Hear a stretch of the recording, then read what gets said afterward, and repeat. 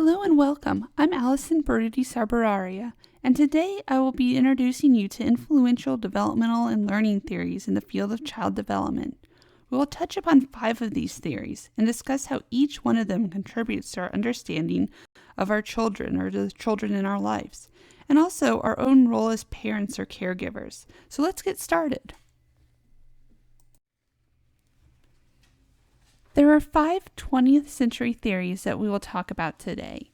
They are psychodynamic theory, behavioralism and social learning theory, cognitive theory, sociocultural theory, and ecological theory. And in the field of child development, there are more than 5 theories out there, but these are 5 important influential ones that I want to start with today. But before we get started, what is a theory? Well, a theory is an organized set of ideas that is designed to explain behavior and development. So it helps us better understand children and their development and learning. So here we go. The first set of theories are psychodynamic theories. These state that development is largely determined by how well people resolve conflicts that they face at different ages. Psychoanalytic theory was developed by Sigmund Freud.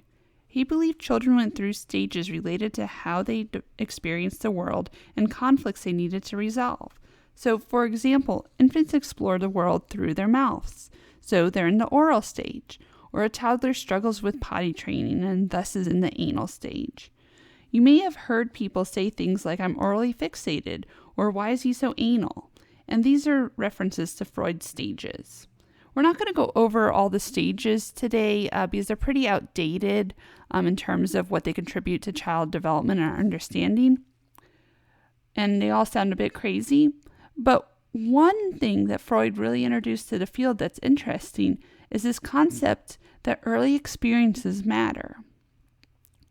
Freud was going to be a medical doctor, but at the time they didn't use anesthesia for medical procedures with children, with the idea that young children just don't have a memory of those procedures and would forget and they would be perfectly fine. Freud was haunted by the screams of children in surgery and medical procedures. So instead of becoming a doctor who did surgeries, he instead went into psychology with the idea that these early experiences did impact how children develop. Another concept that Freud contributes to the field is this idea that there are these basic drives that govern behavior: the id, the ego, and the superego. The id is our instinct that wants to be satisfied. The superego is our moral side or internalized social norms. And the ego is our rational self that mediates between the id and the superego. So you may have heard about the id, the ego, and the superego before. Again, it's a little bit outdated, but this idea that children go through stages and that early experiences matter is what we really get out of Freud's theory. Freud now had a student called Erik Erikson. And Erikson believed in stages as well and in conflict resolution, but his stages differed from Freud's. For example, in the first year of life, infants struggle with trust of the world or mistrust. So they'd have to determine if the world is a good place or a bad place. And this conflict is resolved mainly through experiences a child has and also with interactions a child has with caregivers. So Erikson suggested that experience and interactions with caregivers really played a role in development. So what's our takeaway from psychodynamic theory? Well, one big one is early experiences matter and they shape later experiences. So the first few years of life are really essential for shaping or molding how that child's going to develop and learn. Also, parents and caregivers play a role in helping children develop. So we as parents and caregivers have a very important role in our child's life and in our child's development and learning. The next set of theorists are the behaviorists. So these are Pavlov, Watson, Thorndike, Skinner, and they really emphasize that people learn through experiences and watching others. One idea they propose is that people are a blank slate, and learning this determines what a person becomes. Some other ideas are classical conditioning, or that learning happens through associating an unconditioned stimulus with a conditioned one. And I'll give an example of that on the next slide. And also operant conditioning. So what happens after a behavior or the consequence of a behavior determines whether the behavior is repeated in the future. And we'll look more at this in just a minute.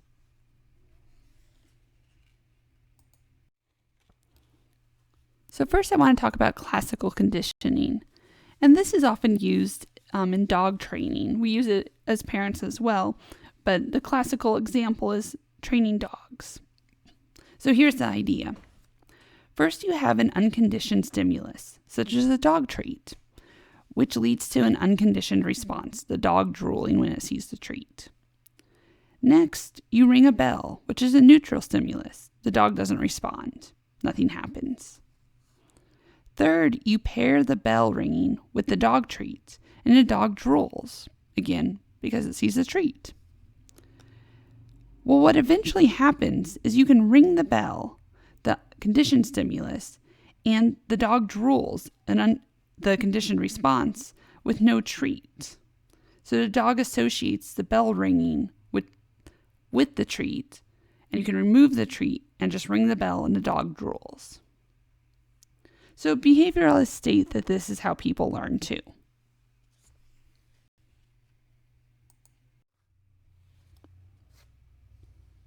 The behavioralists also believe that people learn through operant conditioning, and this is really prevalent in child development and parenting. They learn through reinforcement and punishment. Reinforcement is a consequence that increases the future likelihood of the behavior that it follows. So there are two types of reinforcement. Positive, or adding something, such as praising the child for washing their hands, or negative reinforcement, which is taking away something, such as the child cleans his room to get his dad to stop nagging him. So those are two types of reinforcement, and mainly the important point is that reinforcement is a consequence that increases the future likelihood of the behavior that it follows. So again, it increases behaviors. There's another type of operant conditioning called punishment. And in punishment, a consequence that decreases the future likelihood of the behavior that it follows.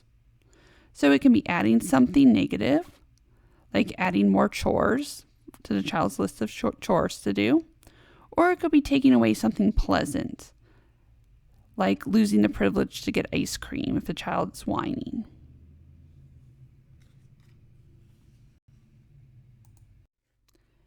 Social learning came out of behavioralism and states that people can learn by simply watching others around them. And this is Bandura's idea, that through observational learning, children are socialized, or children learn to conform to groups, children try to understand the world around them through observation, and that children learn about consequences through observing others and seeing what happens to them. Also, Bandura believed that through learning, children develop self-efficacy, or beliefs about their own abilities and talents, and also that children model behaviors, or copy behaviors that they see. For example, children learn to be polite by watching their parents be polite. So here are some takeaways from behavioralism and social learning. One is that children's environment and experiences are important, that they shape behavior. Also, parents and caregivers are role models, and children copy their behavior. So what we do is important because our children observe us and learn from us. Also, many ideas about parenting and discipline come from these theories. So, for example, the use of daily routines or schedules comes from this idea of behavioralism. Also, things like reward charts, where children get stickers for good behavior and get a reward.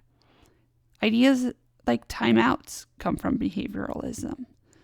So behavioralism has really had a large impact on how we parent children. Our next theory is cognitive theory, and it emphasizes how people think and how people's thinking changes over time. So John Piaget emphasized that children construct their own knowledge and are active agents in their own development. So children are curious and they want to learn about the world. Also, he thought children's thinking differed from adults' thinking.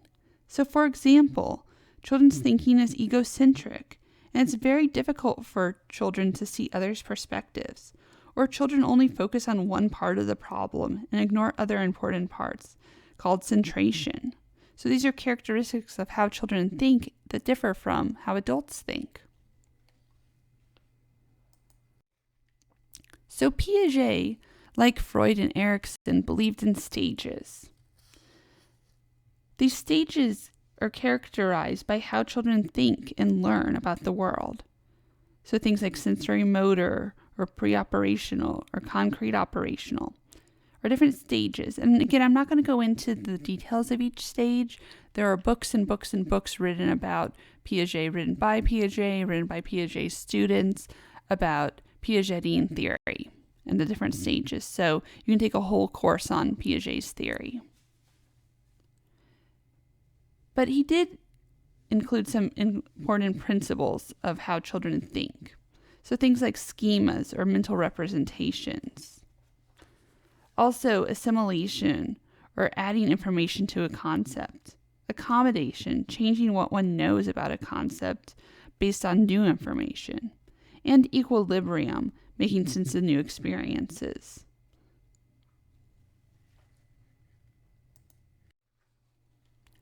And while the details of Piaget's theories are often debated or disputed, there are some takeaways that are important.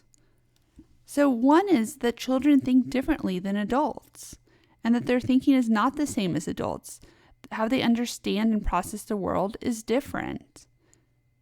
So if our child's behaving in a certain way or thinking about something in a certain way, it may be very hard for us to understand that, but we can remind ourselves that their thinking is actually fundamentally different than how adults think. Also, there's a need for environments that allow children to explore and learn. So children need to be placed in environments where they can explore the world and construct some of their knowledge about how the world works. Also, children learn by doing, so having a lot of hands-on activities is important, and letting children explore with their hands and bodies is important.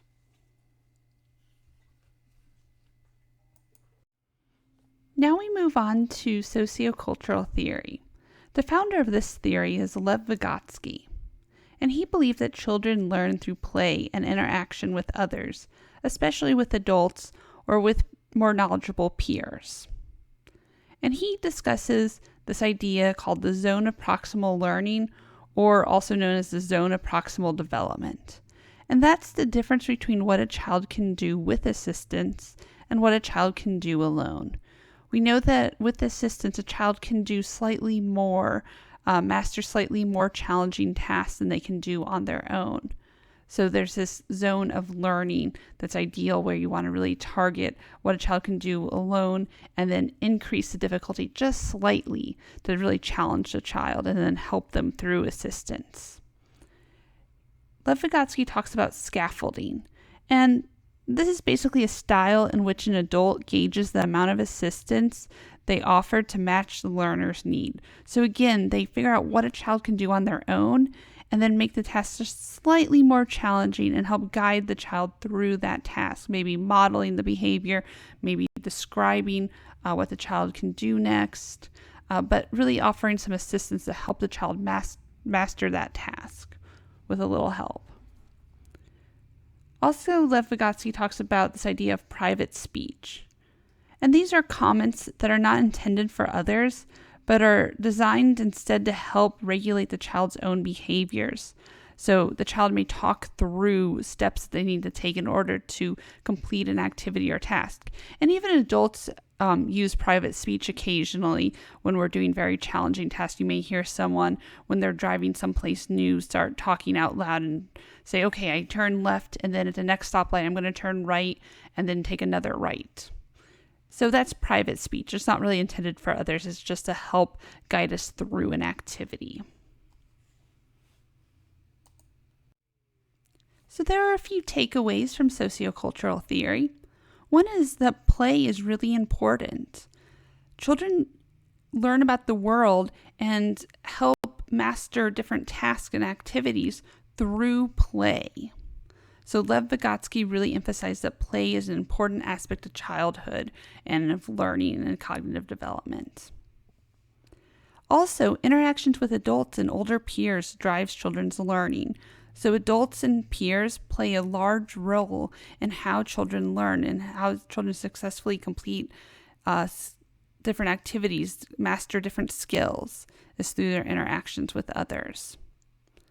Also, activities that slightly challenge children really help them to learn.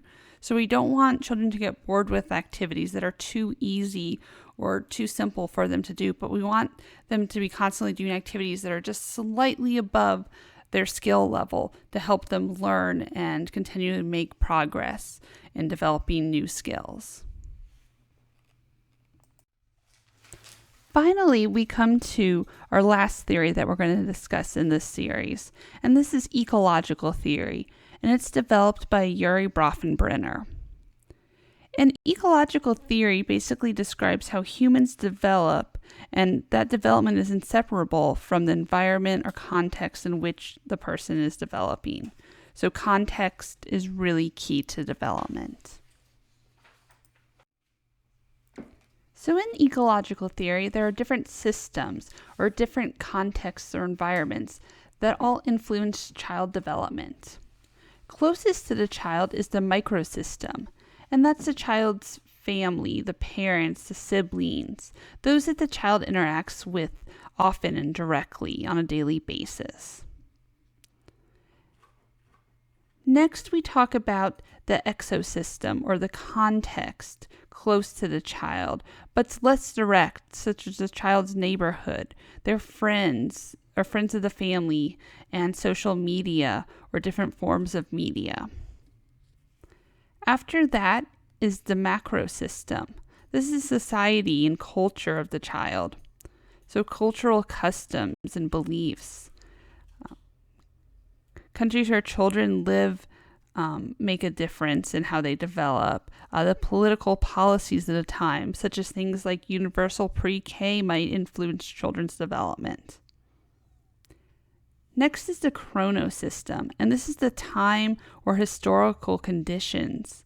So this has a lot to do with how children are viewed.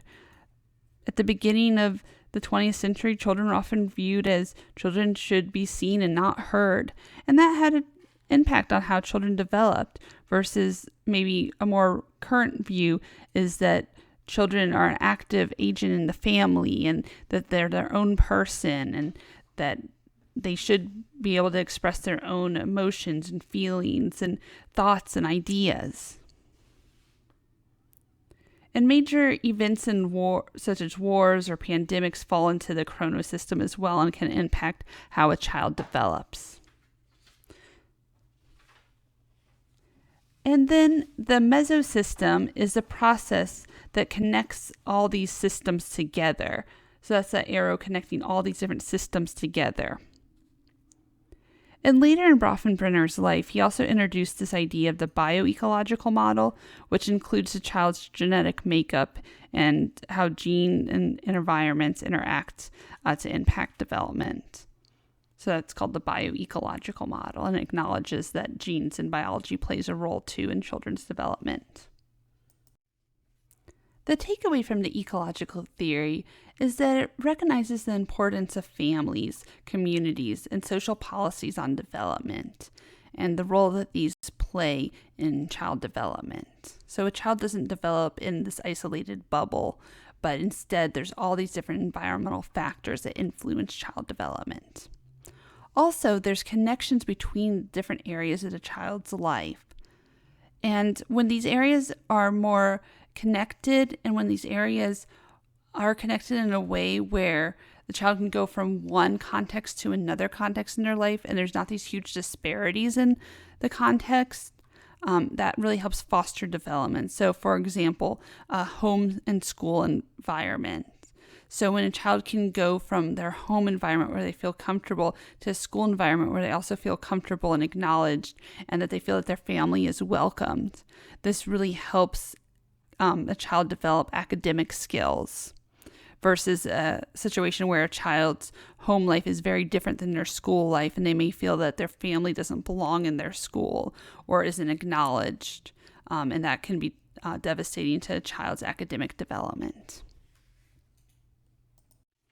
Thank you for sharing this time with me. And again, if you're interested in learning more about any of these theories, there are whole courses you can take on each of these individual theories. There's books written about individual theories.